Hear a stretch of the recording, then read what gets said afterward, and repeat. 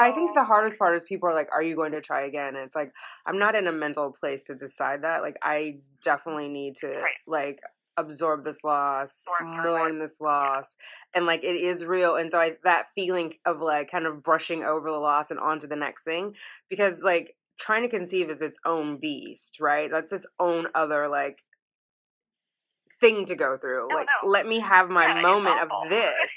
Yeah, it's just like, let me have my moment of this. It's not like right. It's not an if or thing. You know what I mean? And so I think people are a little bit like either they don't understand, it's just awkward, or like, you know, it's not a real loss to them.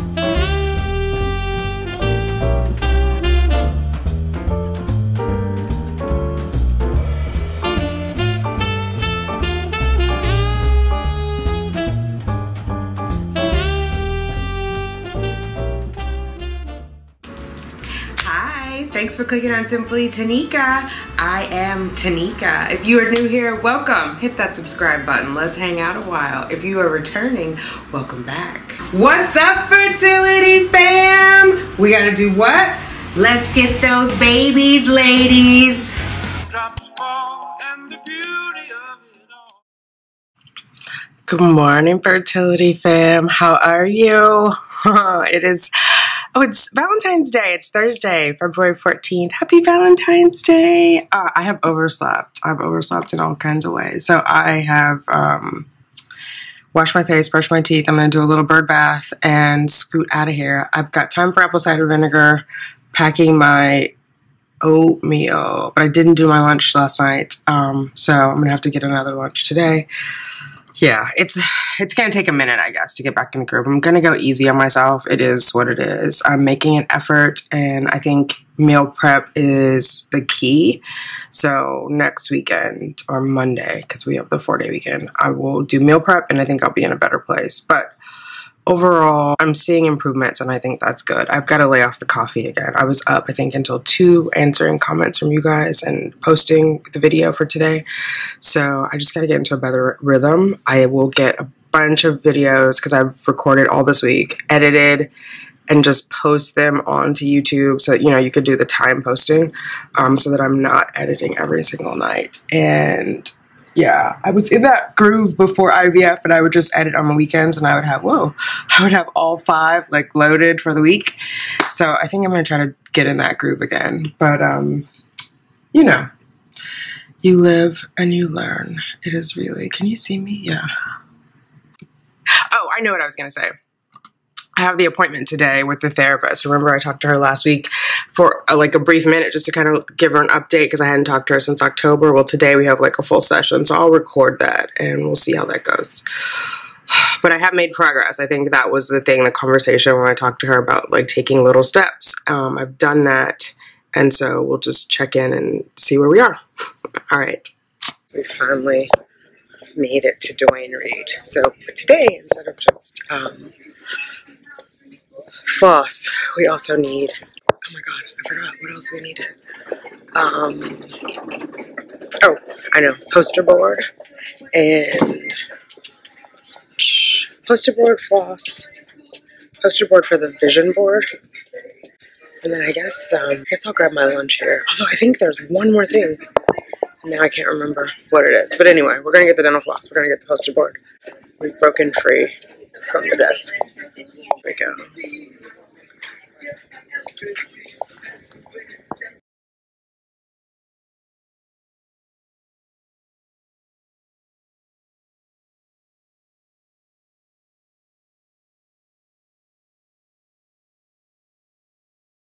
The aisle that has the poster board on it also has all the Valentine's Day cards, and that's where all the last minute shopping is happening. Oh man, and all the salads are gone. So I'll be making 2 stops somewhere. Headed back. Someone put a meeting on my calendar for 2:30, and I'm waiting for the woman to call me between 2:30 and 3. They give you a window. Let's see how this works out. She's called me twice, and I was in a meeting, that lovely 2:30 that got dropped on my calendar. But the last one, I asked her if I could call her back, and then she's like, "You don't have my number. I'll call you back. Is that okay?" I'm like, "Sure." So I'm going to sit here in this conference room until she calls. And when she does, I'll be back. is. I'm sorry. Someone dropped a 2:30 on my calendar, and then I was like, right when you called, I was trying to wrap it up. Anyway, thank you for your flexibility. Things got a little crazy here too, so I may not have too long for a call. I'm not quite sure what happened with my calendar, but no worries. Let's go ahead and get started. Okay, this call may be monitored and recorded for quality and training. And if you could go ahead and verify full name, date of birth, and address, please. Perfect. Thank you so much. And Shelley Roy, Fertility Resource Consultant. Okay, so tell me how you're doing this week. I think I'm doing better, or I am doing better. I'm doing better. I'm just trying to sort of regulate. I set up a little meditation corner in my room. I haven't meditated every day, but it's very calming knowing it's there. I've done it 2 mornings. I have cut back on my coffee, although not as much as I would like. I tried to go cold turkey, and that was not good.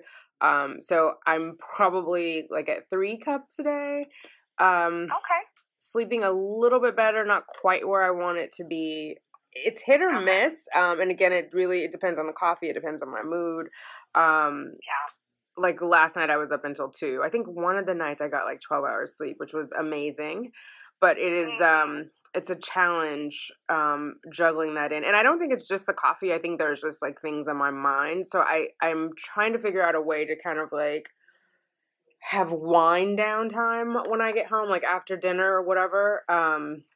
Stop watching so many, true crime television shows, and just relax. They are entertaining. They are.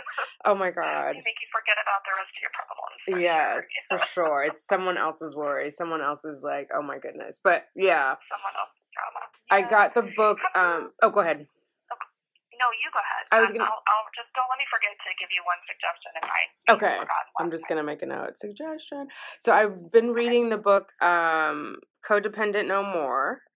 And that has been interesting. One, I don't know if I've ever said this, but I am I guess what they call an adult child of an alcoholic. And so one of the therapists before that I was seeing, Michael Sands, had recommended it. And I hadn't, he actually recommended that I go to the group sessions. And I was like, what exactly is a codependent? So I got this book and I'm kind of reading. And it has like varying descriptions, but the author does a good job of like breaking down what are some of the symptoms and and I think I have some of those tendencies. And so just thinking about that in an active way of like, how can I kind of change my own behavior? So that has been interesting. And then I also got a book, the Marie Kondo book on tidying up that I'm going to implement. She has a show on Netflix too. Yes. Yeah. I've seen 3 of them and I was like, I need the illustrative book because I need this in my life. Yeah, definitely. No, I like her style. So I think it does help clear the mind. And I have not read the Codependent book, but I'm familiar with that. Have you ever, and just out of curiosity, have you ever gone to any of the, like, the adult, the like, family of alcoholics? The Al-Anon. I did many years ago. Oh, my God. It's at least 20 years ago. I haven't gone in a long time. And actually, I just, like, there's a whole process. So my father was the one who was an alcoholic. He and I had a very... I don't even know how to describe our relationship. One of the things I'm working on this year is like forgiveness for him and understanding like the things that happened were not my fault and like that shame is not mine. And so I used to actually go and then I would go to his meetings with him. It's been a while. I felt like, that wasn't really relevant, but there were some things in my behavior that I'm like, I need to revisit this. Yeah. That makes sense. And I'm not as familiar with that. It's kind of a little bit outside of my area of expertise, but I think that what I have learned over time as a helping professional is that so much of how we react to the world, so much of our relationship patterns, and so much of how we self-regulate is tied back to our childhood and our relationship with our parents. Right. And we just can't escape. No matter how much we think we can escape it does imprint on us. I mean, it changes us. Yeah. Obviously. It's our most formative time of our lives. One of the things I wanted to not forget, just in case I didn't mention this last time, it's similar to meditation, but not exactly. Have you tried progressive relaxation when you're trying to sleep? No, I've not even heard of that. Okay, so look into this. So, we're really not allowed to recommend like proprietary websites and things of that nature because we are also a business. But what I would suggest is just do a Google search and look up the free resources and just listen to a few of them during the day to see what they're like. And if you like them before you commit to anything, you should be able to find what you need for free. But there are probably 100 apps, some free, some that you can buy. And you would listen to them. I prefer guided progressive relaxation for bedtime because it will keep your mind from wandering, keep you from ruminating. Okay. Basically what it will do is it'll guide you through a series of breathing exercises while you are tensing various muscle groups of your body in a specific order. Like sometimes it's from foot to head and sometimes it's the other way. And it tends to be very relaxing. I don't know. I personally use it for periods of time when I have insomnia.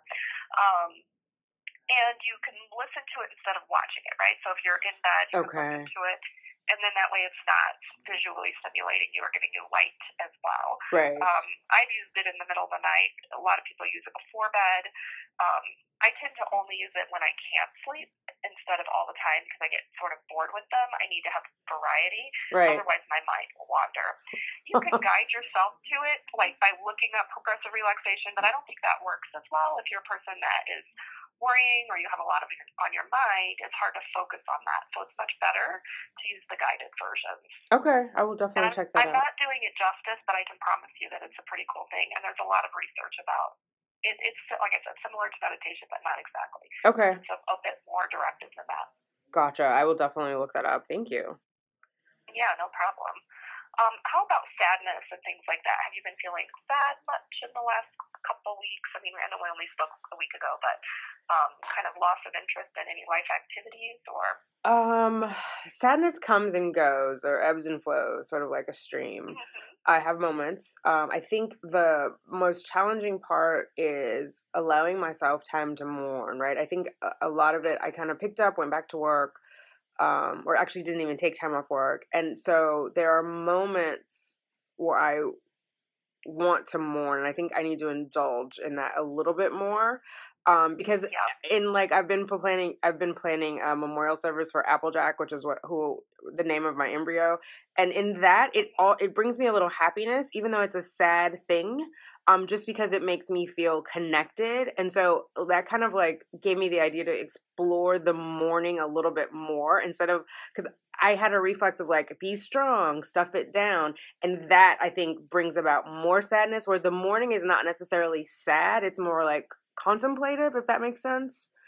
So I think just the sadness is coming from that, and I want to have it like a little more focused and have like a proper mourning, whatever that means. I know it's different for different people, but I think allowing myself that and not just feeling like be tough, suck it up.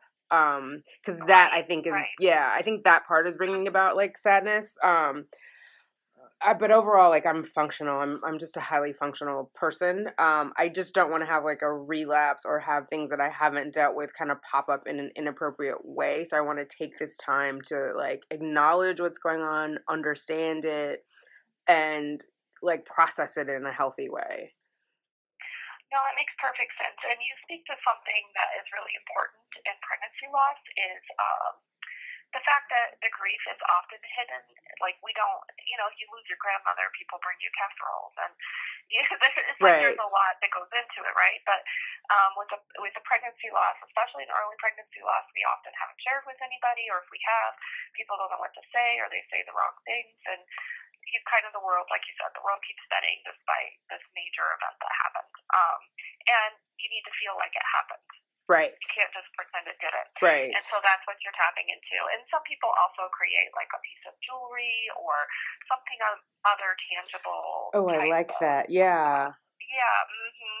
Something that's like a permanent, kind of a more permanent, marker of, of the loss. I did get a little like memorial thing. It's like a acrylic teardrop, and they engraved it. It has a poem, and I can't remember, but it's like these tears would, if they were stairs, they'd get me to heaven where you are or something. But it says like Applejack McKelvey on there, like I had it engraved, so I'm gonna have that as part of the service and like put it on my mantle. And it just it does feel like it makes me feel connected. I don't know, it just is like you said, a tangible thing.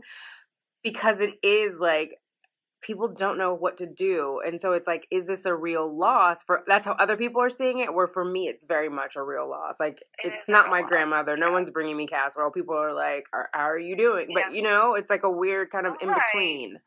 Yeah, and the other thing is, too, that, knowing, and I can't recall, I apologize if I'm repeating myself, I feel like that's all I do, but a lot of triggers, as you move forward, right? Regarding pregnancy loss. So sometimes they're expected and things that are predictable, and other times they're not. But some women will say, hey, when I get my period, it's a trigger for my, I think about it. Or if I get blood work, or if I have to go get an ultrasound, or at the predictable times of, like, this would have been a milestone in my pregnancy.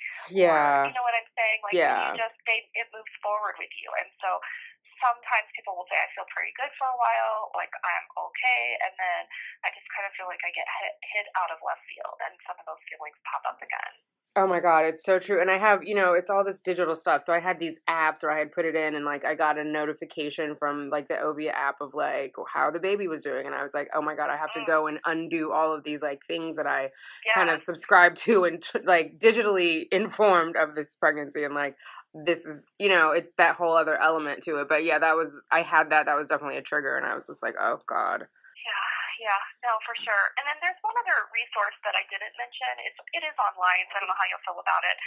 But there's an online pregnancy support chat. It's not really a group because it's not like a forum, right, or a Facebook group, which those kind of drive me crazy. But this is an actual monthly chat. So I don't know if that's something you're even interested in. I'm sure there are pregnancy loss groups and face-to-face in the city, but this one is on nationalshare.org. Okay. Do you remember that? Nationalshare. I have that. You gave that to me before, and I never went to a group. You did, but I'll go back. I didn't see the one on the chat, so I'll go and look for that. I think I like that. Online support. Okay. If you look at the online support, they also have listings for face-to-face support too. Sometimes the online group is just convenient, and a few people who have tried it and said it was pretty good. So, okay, I will definitely look into it. Yeah. So I mean, I think knowing this takes time, knowing that it is definitely something that, like, this is your process, and no one can tell you how to go through it. As far as, like, you should be progressing more, or you shouldn't feel this sad. Like, if anyone ever tries to do that, I mean, every grief situation is unique, and so they shouldn't be doing that to you. So I don't know if anybody is, but I just get really protective of people, because I don't think that, unless you've experienced a loss like this, you don't understand that loss changes you. It's not that you won't function and have joy and go on to achieve goals in your life, but it changes who you are, and you carry a piece of that with you. Absolutely. Yeah. I think the hardest part is people are like, are you going to try again? And it's like, I'm not in a mental place to decide that. Like, I definitely need to like absorb this loss, mourn this loss, and like it is real. And so that feeling of like kind of brushing over the loss and onto the next thing, because like trying to conceive is its own beast, right? That's its own other like thing to go through. Let me have my moment of this. It's just like, let me have my moment of this. It's not like it's not an if or thing, you know what I mean? And so I think people are a little bit like, either they don't understand, it's just awkward, or like, it's not a real loss to them, so they're just like, aren't you over that? Aren't you on to the next thing yet? Right. And I think they think that, well, that will make you happy, right? And so if you can do that, then you will be happy. And therefore, if you're happy, like, there's the concept of, I could be happy about a potential future child, yet still feel equally sad and grieving about this loss, doesn't make sense to most people. I mean, they don't negate each other. Right. They are mutually exclusive experiences, yeah. Right, exactly. So, but I think that's where that comes from. That's my suspicion. Yeah. I don't want to cut you short today. I really want to give you more time. No, I know. I was late, and it's fine. I was really had you down for 2:15 originally, but then this thing came up that I'm required to do for work, and so I thought, well, I'm going to try her at 2, and then if that doesn't work, then. So no, you were scheduled at 2:15 or 3:15, 2:15 my time. Okay, gotcha. Okay. All right, my dear. Well, thank you so much, and I'm sorry to be short today. No, thank you. If something comes up in the next 2 weeks, let me know. I'm happy to help. Okay, awesome. Happy Valentine's Day. Okay. Happy Valentine's Day. Bye-bye. Bye. All right, short and sweet. She was early. I thought I was late. She's in a rush. It's fine. I got out what I needed to say. Nationalshare.org, if you didn't catch that. Had you resting on the phone. Nationalshare.org. I shared that last year.